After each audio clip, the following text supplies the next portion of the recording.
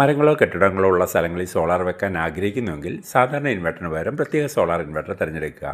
കാരണം ഇവയുടെ shadow solar പാനലിൽ വീണാൽ വൈദ്യുതി കുറയും. നാം ചിന്തിക്കുന്നത് ഒരു പാനൽ ഷാഡോ വീണ് കഴിഞ്ഞാൽ ആ പാനലിലെ ഔട്ട്പുട്ട് മാത്രമേ കുറയൂ എന്നാണ്.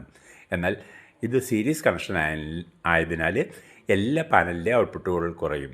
ഉദാഹരണത്തിന് ഒരു പാനലിൽ ഷാഡോ വീണാൽ നിങ്ങൾ വെച്ചിരിക്കുന്ന 10 പാനലുണ്ടെങ്കിൽ 10 പാനലിലെ ഔട്ട്പുട്ട് കുറയും. സാധാരണ ഒരു വീട്ടിൽ 16 യൂണിറ്റ് കിട്ടുന്നുണ്ടെങ്കിൽ ഒരു പാനൽ ഷാഡോ വീണാലും അത് 10 യൂണിറ്റായിട്ട് കുറയാൻ സാധ്യതയുണ്ട്. ഇതിന് പ്രത്യേകതരം ഇൻവെർട്ടറാണ് വെക്കുന്നത്. Solar inverter 2 തരമുണ്ട്.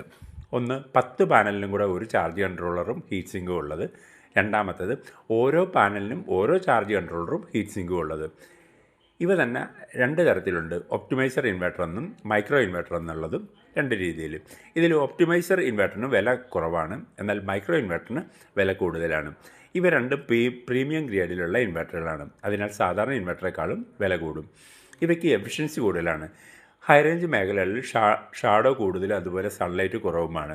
മറ്റുള്ള ഇൻവെർട്ടറിനെ അപേക്ഷിച്ച് അനേകം അഡ്വാൻറ്റേജുകൾ ഇവയ്ക്കുണ്ട്. ഇവയോടൊപ്പം കുറഞ്ഞ ലൈറ്റിൽ കൂടുതൽ വൈദ്യുതി ഉൽപ്പാദിപ്പിക്കുന്ന തരത്തിലുള്ള പാനൽ കൂടെ കണക്ട് ചെയ്യുമ്പോൾ മികച്ച വൈദ്യുതി ലഭിക്കുന്നു.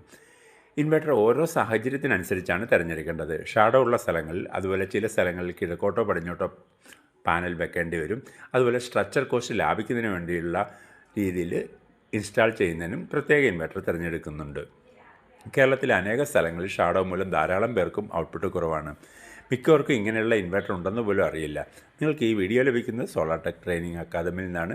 ഇൻസ്റ്റിറ്റ്യൂട്ട് സോളാറിന് പരിശീലനം കൊടുക്കുന്നു, കൺസൾട്ടൻസിയും കൊടുക്കുന്നു. ഇത് സംബന്ധിച്ച് കൂടുതലുള്ള വിവരങ്ങൾ അറിയുന്നതിന് മുകളിൽ കാണുന്ന നമ്പറിൽ വാട്സപ്പ് മെസ്സേജ് അയയ്ക്കുക.